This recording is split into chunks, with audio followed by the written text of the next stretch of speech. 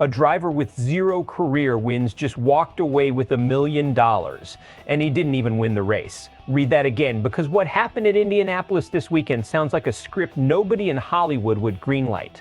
A 25th seed, a 5-round gauntlet, and a payday that changes everything. This is the story of how Todd Gilliland became a champion without ever looking like one, and why that might be the most fascinating storyline in NASCAR right now.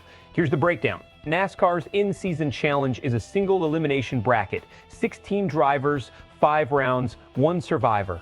Win your matchup inside the race, advance. Lose, you're done. Todd Gilliland entered as the 25th seed. On paper, that's not a contender, that's a name you scroll past. But round by round, the bracket broke his way. Daniel Suarez had tire trouble in round 1. Carson Hocevar crashed early in round 2. Alex Bowman fell 2 laps down in round 3, then made a pit road error that knocked out Chase Elliott and pushed Gilliland into the final. Sunday at Indianapolis, it came down to Gilliland versus Ryan Blaney. Gilliland finished 24th.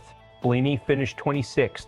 2 spots decided $1 million. To understand why this is such a big deal, you have to understand who Gilliland is and who he isn't.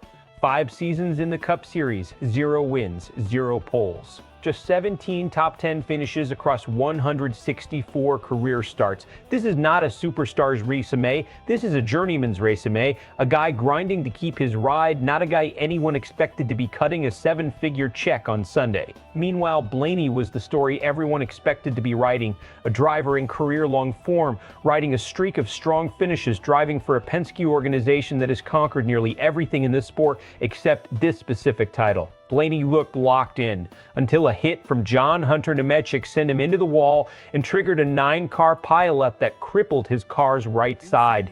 That single moment reshaped the entire narrative of this event. It's the kind of swing that reminds you why NASCAR inside the race formats are so unpredictable. A caution flag, a stray bumper, and a championship changes hands. And here's what makes it sting even more for Blaney's side of the garage. This was supposed to be one of the last trophies left for Roger Penske to claim. Instead, it slipped away in the final laps in a crash that had nothing to do with pace or strategy. Let's talk about what actually happened here, strategically, because this is bigger than luck. Gilliland's run exposes something important about single elimination formats layered inside a full-length race. Survival matters more than dominance. He never led the bracket standings by outright speed. He leaned on clean racing, avoiding unforced errors, and letting other contenders eliminate themselves through mistakes. Bowman's pit road blunder, Hocevar's early crash, Suarez's tire failure. Gilliland didn't need to be the fastest car on the track. He needed to be the car still standing when the dust settled. That's a legitimate skill in this format, even if it doesn't photograph like traditional dominance. Staying out of trouble for 400 miles, 4 separate rounds against faster and more decorated competition requires discipline that doesn't show up on a stat sheet.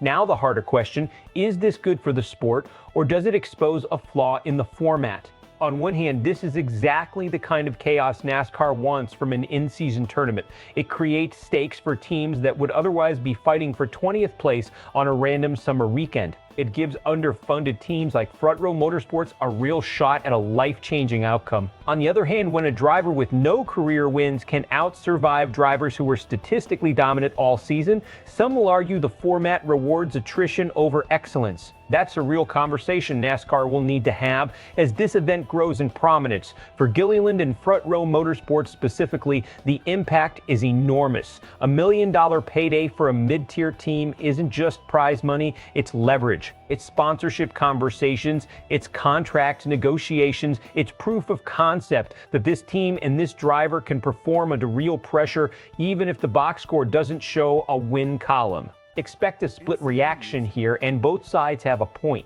One camp will celebrate this as the best kind of NASCAR chaos. A blue-collar underdog story, a driver who spent 5 years fighting for relevance, suddenly cashing the biggest check of his career. That's a feel-good narrative the sport doesn't get nearly enough. The other camp likely centered around Blaney and Penske loyalists. will point to the Nemechek incident as the moment that decided this entire tournament, and they won't be wrong to feel like the better car got robbed by circumstance rather than beaten on merit. Add in the fact that most casual fans were locked onto Corey Heim's breakthrough Brickyard 400 win over his own team co-owner, and you get a strange split-screen storyline, a historic overall race winner, and a completely separate underdog story happening in the background that ended up worth $1 million.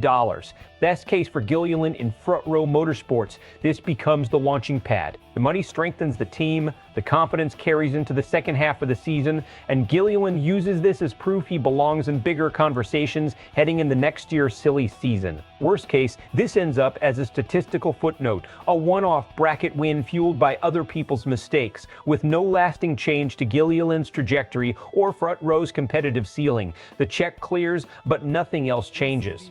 The truth likely lands somewhere in between, but how Gilliland performs over the next several weeks will tell us which version of this story we're actually watching. So here's the real question heading into your comments section. Did Todd Gilliland earn this, or did the brackets simply hand it to him? Drop your take below. Are you team underdog story or team this format needs fixing? If this breakdown gave you a different angle on the weekend, hit subscribe, because we're not just reporting the results around here, we're breaking down what they actually mean.